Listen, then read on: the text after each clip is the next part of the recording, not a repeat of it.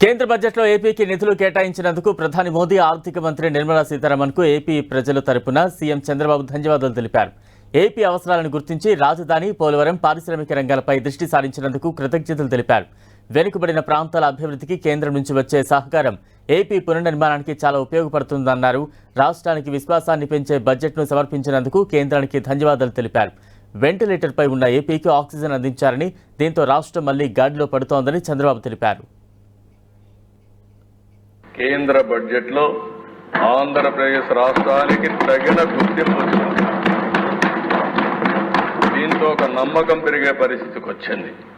అమరావతి క్యాపిటల్కి special finance support multilateral development agency ద్వారా దగ్గర ఒక 15,000 కోట్ల రూపాయలు ఇవ్వడానికి కేంద్రం ప్రతిపాదన పెట్టింది.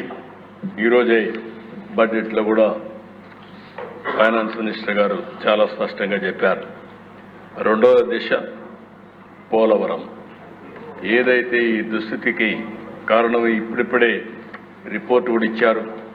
ఆ రిపోర్ట్ ప్రకారం ప్యారలల్ డయాఫామ్ వాల్ కట్టాలని, దాన్ని రిపేర్లు చేసి కుదరదని చెప్పి ఇచ్చారు.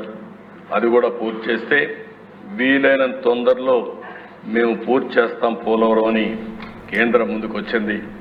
దీనికి మనస్ఫూర్తిగా ధన్యవాదాలు తెలియజేసుకుంటున్నా.